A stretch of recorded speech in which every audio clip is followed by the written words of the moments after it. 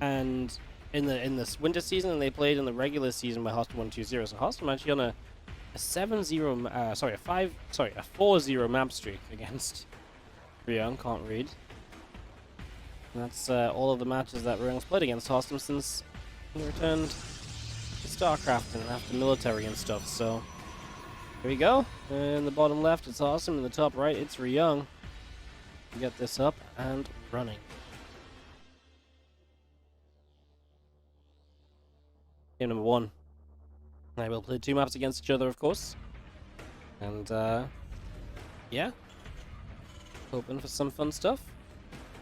Harstem looks like he's in good spirits today, having a little bit of a sing-along. So, looks like he's having some good fun. There's that probe coming down to this bottom side. Is going to go and scout this proxy immediately. So Harstem immediately going to find... No! Come on, how does a barracks even fit behind there? Well, he was about to be feeling really good at the start of this game, but turns out now he's just going to be completely blind to what the hell is happening. So that is a little bit of a shame. That is going to be a bit sad. Missing out on that little bit of information, and yeah, just not going to realize what this is exactly straight away. And he's still, the thing is as well, right, he's still being kind of like, oh, what's going on exactly? Where am I taking this worker? He could have already had that elsewhere in better places if he just figured it out already, so. And no scout across the map either for Harstem, right? So he really does not know what's coming his way. Let's see if this probe can stop the bunker from going down. That would be nice, to be fair.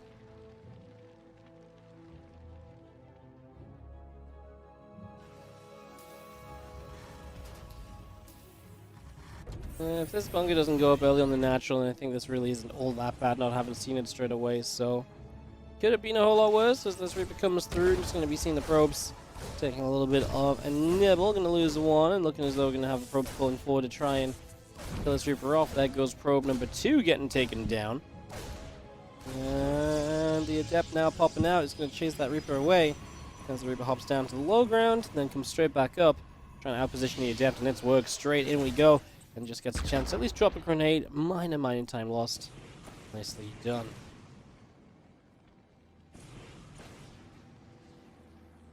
It's going to be seen the bunker is about to finish in the back, so Harstem has not been able to deny that in the end because the Adept was busy in the main, dealing with the Reaper, of course. Just going to be seeing the Tech Lab finishing up the factory. And just going to see the Cyclone already starting now as well. So just going to be going straight into that, and Ryung definitely getting set up as Harstem continue to deal with this current pressure.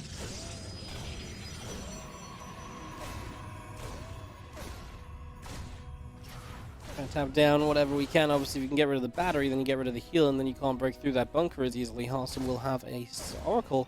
That might actually be kind of nice if you can get across the map, but that's what the Cyclone's for. Defend an Oracle or so and really deny it from doing much damage. Should keep Ryung in a very good position as he gets his own CC online. Obviously, yeah, his CC was later in this game, but he's making up for it because this natural Harstem is yet being able to mine. Okay, he can build some workers, but hasn't been able to mine from it as we do have this Reaper slipping up into the main base. And is going to get chased around and will survive to get out of there as well. So just going to be able to keep that up just about at the very end.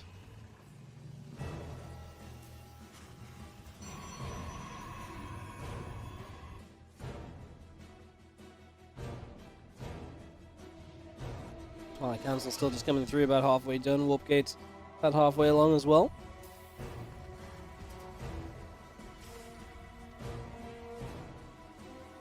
Is the stim pack already starting here?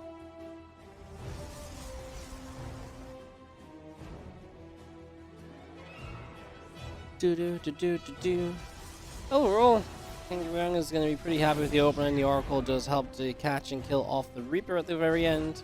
Get rid of that is obviously just a nice little something as well, nice little bonus.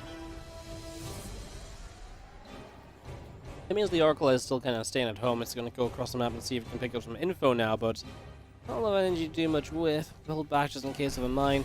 We'll revelate just the racks and just keep an eye on things there, but yeah, just some very minor information. Kind of surprised you revelate there. Maybe you try and pick up the information on the timing at which stim is done or so. But you probably could have just as easily done it on the natural and just track the units a little bit. I guess he just says, I've got a revelation to use, let's just use it on what I can right now, and I'll be safe. Make sure this Oracle doesn't get caught and killed off or anything along those lines.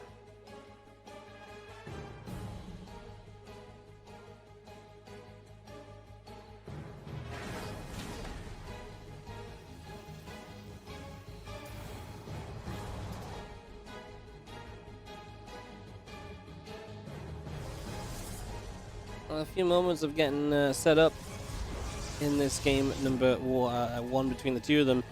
Obviously, we're waiting for all those upgrades of Ryung. Once he has those, he'll feel a lot better to move on to the map. No tanks though, right? So, not a tank push, not going to be able to take like a huge position and play from there.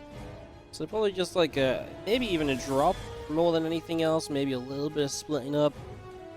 Just a little push into the third, I would say, and see if you can find some luck. But it's not the sort of attack that stays on the map. This is the sort of attack that pokes across, can't do much, pulls back, and then maybe the medevacs lift up and they start to harass elsewhere and so on. So it's not, without that tank support, it's just so hard to justify kind of standing in a position. As we try and chip away at some units, just blink microing back, try and stay out of trouble as best we can. Two T-Pos going into the corner. There's the +1 armor coming through, again +1 attack and charge coming in on the side of Harstem. The extra gates all coming online. Concussive shells is starting from Ryung as well, making sure not to forget the Marauder slow, which can actually be pretty useful in some of these fights, right? So always make sure you remember your concussive shells, guys. You don't want to be losing the game because your concussive shells wasn't done. It's a nice easy upgrade to get and to afford. Make the most of it. Take every advantage you can.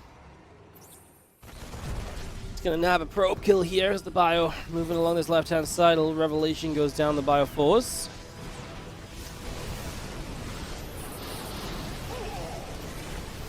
Force field's going down. Bio army still coming back around here as our Marines still taking some shots. Another Widow Mine is just gonna fire there as we do have Harstem positioning well against this. He's moments away from charge, which would help a lot.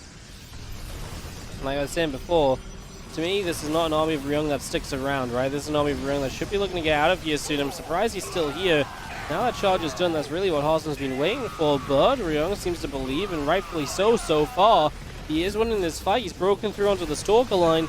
Here comes extra Zealots, and I do think they make quite the difference in these sort of trades.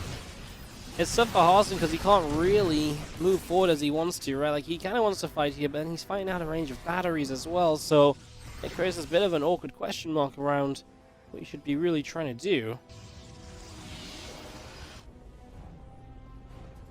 TC will float to the low ground, got that third base up and running. Temple Archives and a Robo Facility. Harstem getting all of his extra tech coming through, but so will Ryung, saying, right, well, time to think about my next tech, and if you're not building Colossi, I can pretty much direct that straight in towards Ghost production. I don't need to worry about Vikings or anything, just get Ghosts up, and then we will be playing from there. See what we can do.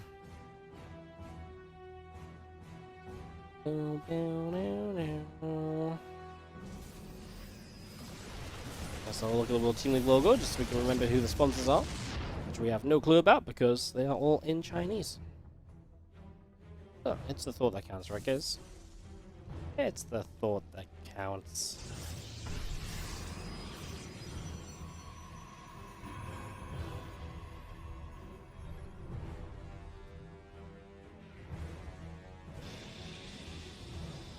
We're gonna get ourselves set up at the moment, just getting this underway and waiting for some bigger fights to really break on out. Still not a lot really going on. We're seeing that Zealot here clearing up a little bit, but yeah, nothing immediately kind of super scary or so. I'm gonna see another Widow Mine out in the front, and just clearing up a Zealot or so over on the other side.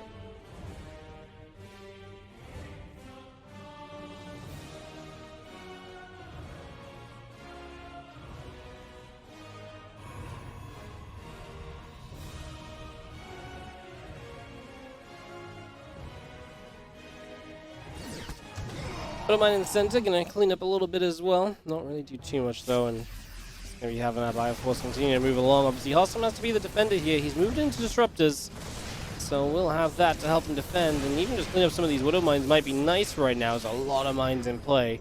And there's not really an effective way to clean those mines up either, right? At this point, Nice little zealot run by. At least going to get a lot of SCVs on the third. One of the things Harstem is best at is executing those zealot run bys, having them always on the map, being annoying. Even save some of the zealots this time as we set up some mines. Problem with setting them off is you've not killed them off, so they might get the chance to recharge. We do hit an EMP on the Immortal there. The Archon taking some hits as well. Finally going down. Did at least a lot of tanking. Destructor does not find the Ghost that is in the front of this bio cluster. I should say that that's probably one of the biggest shames of all there. As we keep on moving through, this Bioforce still pushing into this base. Harstem trying to defend base number 3 here. Can he do so? Zealots are coming through. He's got the Zealots that well across the map, coming in for the flank, but they eat a couple Widowmine shots on the way in. I just don't think Harstem has the army supply to get rid of this. It looks as though Ryung is going to be taking this map win right now for Team GP. Harstem with the slash GG. And Ryung is going to pick up the first game. Ryung's TVP can be scary. See what happens. Dive straight on into it. And it is in the top left. Ryung from Team GP. Top right, it is going to be Harstem.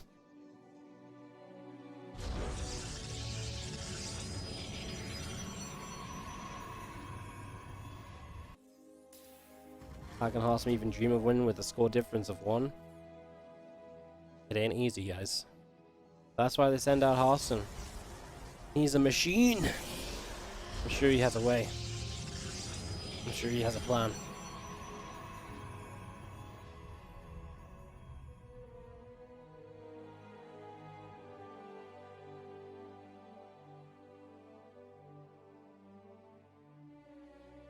Probe moving out onto the center just a little bit.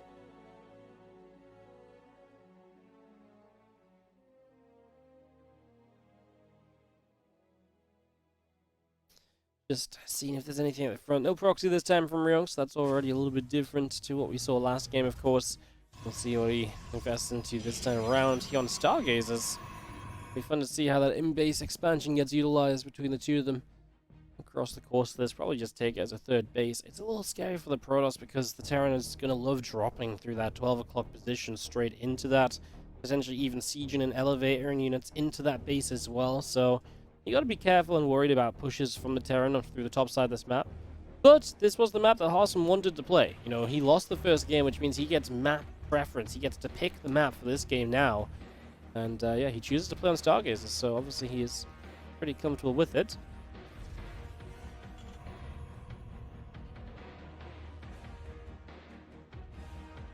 What's up with these players who perform better in WTL than anywhere else?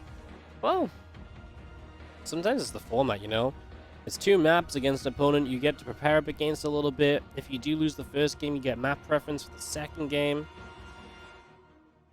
It's, there's definitely some players that just kind of benefit from A, the preparation time, and B, the format of it just being a couple maps, and sometimes weird maps as well, right? I mean, not that people are only winning because they play on weird maps and stuff, right? But they play on a different set of maps, like the usual best of 3s. Because the first map of each matchup is predetermined. So it's like, in a best of 3, you might never see... What would we just play on Tropical Sacrifice? We may never see Tropical Sacrifice in a best of 3 TVP between Harstem and Ryung.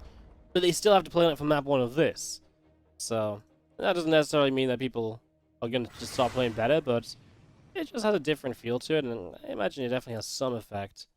Some sort of an impact. Obviously, it can work both ways, though. Yeah, fast racks this time around. Not going to bother with that starport early. Just going to go straight through barracks number 2 after the factory and just start building out of this.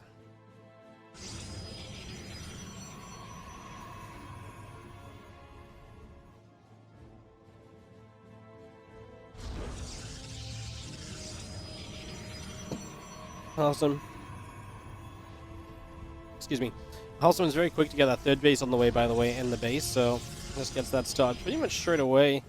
Not delaying at all. Like I say, those drops through the top side, maybe any sort of elevator and siege up plays from that direction could be dangerous, but I mean, it's just something you've got to have a plan for if you're going to play this map. And it's not like this one gets sprung on him. He picks it, so you've got to imagine that Harstem would have something of an answer for it here.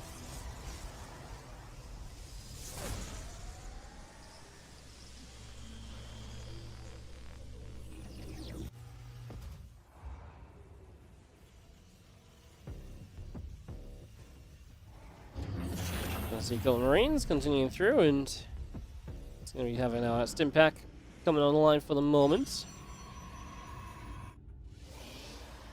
Reaper will start to hop up into the main base. 2 Stalkers, an Adept, and a Sentry going to be there, and that Reaper will go down, so shot down immediately. Just going to be seeing the hallucination coming across to the left. Just a little scout in, look to see what's going on. There's the Marines and a Cyclone. Just chasing around, and that hallucination does get up through the top. And staying out of reach for the moment.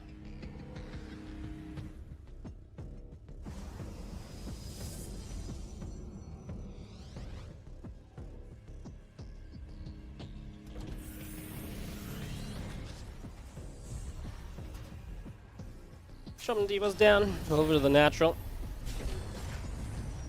And this game really is pretty steady going. I mean, for the Terran to still be sat back, not doing anything at all, right? Just waiting for that bio upgrades. It takes a long time for those to set up. Usually the Terran doesn't stay kind of sat back and calm and collected this amount of time. Usually they're doing at least something before now, but obviously not the case in this game just yet.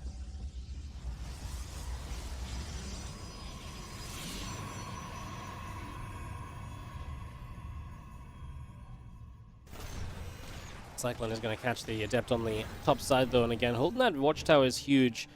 Providing that vision through that 12 o'clock place, and like I say, for now, that means that Ryung has the potential to fly through there and maybe be aggressive in that direction. It's immediately where the medevacs are heading. There's at least something coming up in that direction from Harstem. A couple, no, the Observer. Okay, well, the Observer is the counter to the watchtower, of course, and he will see the medevacs, so Harstem getting great information here. He sees the medevacs coming in, and he's got Stalkers in position, so he is going to defend there. It's important he's in position because Blink isn't done yet.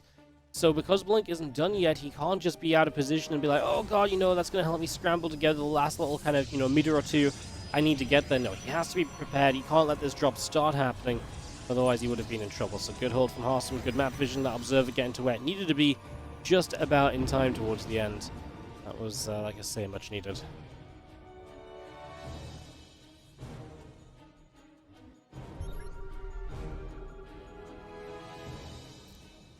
Here we have our Bioforces again, looking around the top side, seeing if there's anything to do over in that direction.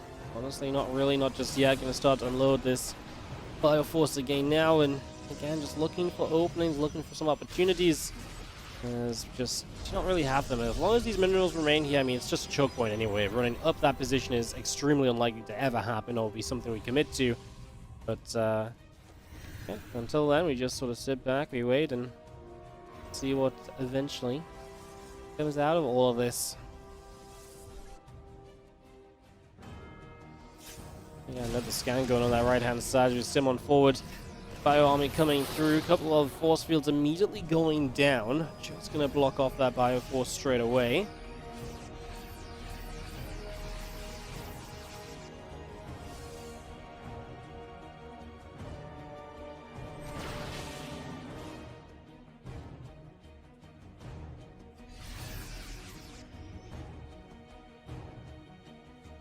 More bio coming through, third base, just gonna continue along.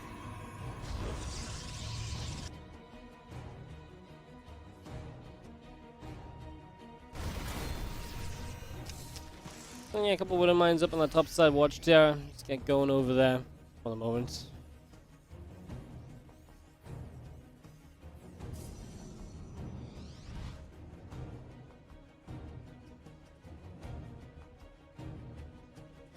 Setting up in the center. Sorry, just trying to defuse Twitch chat quickly before it starts pulling their boxing gloves off and attacking each other.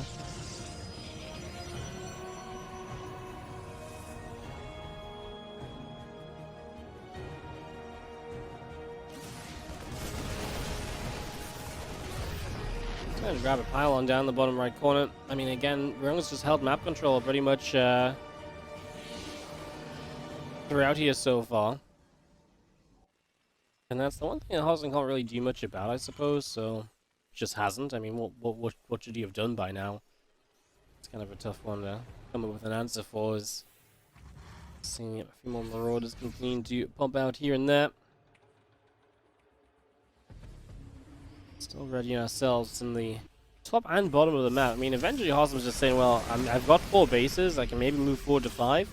I'm just playing a slow game while I get to tech up and do my thing. And eventually Harstem probably ends up in a position where he's like, cool, well, this is really nice for me because eventually I end up in a position where I can just, you know, even build in, like, if he never does anything, I can just build into carriers. And that's where cross players want to be headed to. So Harstem doesn't mind this slow-going game all that much. I wonder if he does move out a bit when he gets maxed, just so he can create a bit of presence himself, because maybe he's also afraid of Ryung just kind of saying, well, I'm just doing what I want right now, taking bases, getting ghosts, getting all the tech that I want up. Harstem will at the very least for now hold the watchtower, but it's this bottom side counter that, I mean, Ryung's had set up for an eternity already. I think it might actually cause some heads to turn, it might cause Harstem to have to respond. He has a couple scouting units that are going to see this army, and he has already rotated his main army down to the bottom. So now it's the question of, can Ryung come back up to the top side and make something happen? I feel like maybe not, because actually maybe he was just too far away initially. It might very typically be, it might actually just be the case, is that disruptor shot fires, but it does not land.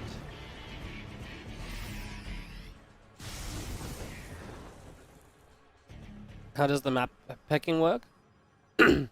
It's the first map is predetermined. It's not a veto. It's just random. So when you send your players out, you pick players 1, 2, 3, and then each pair of players is given a first map to play on, and then the second map is loser's pick. And how our teams decided in the World Team League? Well, originally there was just like a certain set of teams that were invited / signed up, and then it started becoming so popular, and a lot of other teams wanted to play. Now there's a qualifier and a relegation system and stuff. So the top 10 teams of each season stay into the next. The bottom 2 teams get relegated, and 2 teams get to qualify into the next season. So right now, some of the teams obviously still just here because they were kind of picked initially, but yeah, I mean, honestly, it's definitely at the point where I'd say it's hard. You'd be hard pressed to replace most of the teams that are going to remain in the league. So yeah. Obviously, on-site gaming is like a new team that's going to be very scary, but that'll be kind of fixed from next season anyway, right? So yes, relegated teams can re-qualify. You just get relegated, so you have to come back through the qualifiers. Which is obviously, but like I said, those qualifiers can be brutal. But it's nice. I mean, it's cool, right? At least we have a chance for other teams to qualify in, right? Because, like I said, there's a lot of teams of, to me, which I feel like very similar skill. That it's very hard to say, okay, we'll take you guys, right? So at least they have a chance to earn their position. At least it's not like you've got to wait for teams to disband to have a place in the league. No, you have a chance every season to earn your way in.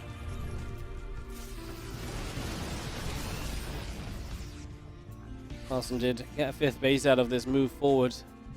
I was talking about just how slow going this game has been, right? I mean, it really has been. There's not been a lot of skirmishes. There's not been a lot of action. You hit a couple of EMPs on this bridge as Ryung is still staying 1 army on the top, 1 army through the bottom.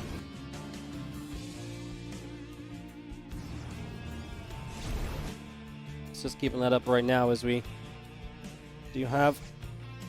Actually, Harstem is gathering everything in the center, but Ryung still has his bottom right attack going in, and now Harstem has to pull back to deal with that. He'll be a bit slow to get there. Recalls to speed up the process. Stack defense doing a lot to just buy the time to get back without losing anything too serious. He does keep a bit of army in the center as well, because he can continue to zone. But he wants to collapse down on this force over here, and he's trying to do it. And he's just going to chase it with what he's got. He's got the rest of the army actually continue to chase to the top side, so it's going to get a little bit crazy here. Both players are going to have to start fighting in 2 different places. This bottom side army of Ryung, I really was about to say was maybe going to be in trouble, because triple Colossi seems scary, but actually it's Harstem that's in trouble. He's going to lose every single Colossus here, and Ryung is going to get a massive win. Harstem maybe just putting too much attention on that top side, but he didn't have what it needed to fight this, and Ryung realized it, so he turned around, he took the fight, he initiated the engagement, and said, well, if you want to chase me down, let's do it, because you just don't have enough to be doing that. And the split map presence of Ryung is finally starting to benefit massively.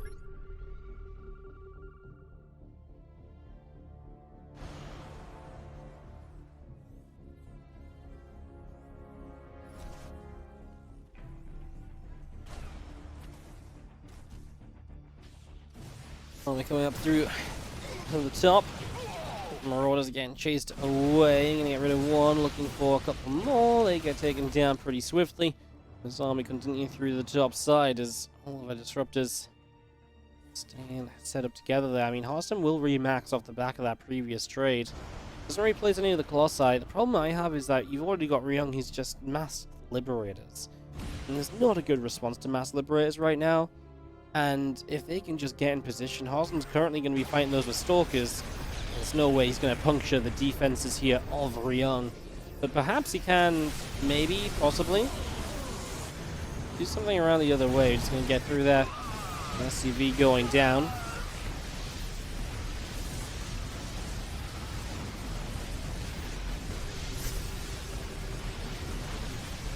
Panel still dropping. Just going to see those disruptors getting shut down as they move through the liberation zones. Some more Liberator sieging up by army will come through. This Nexus is going to fall. And I mean, that's just Harstem basically saying he's full committing over here. I just don't see what he can do with this full commitment because, I mean, he can't break through the Liberators. And now he's starting to pull back. But boy, this army has still been doing work. We're going to start recalling into the natural expansion where Ryung is going to be able to grab himself a disruptor to start out with anyway. The two Robos are in the front here. I mean, this is going to end up being a pincer move from Harstem as he comes in from the left side.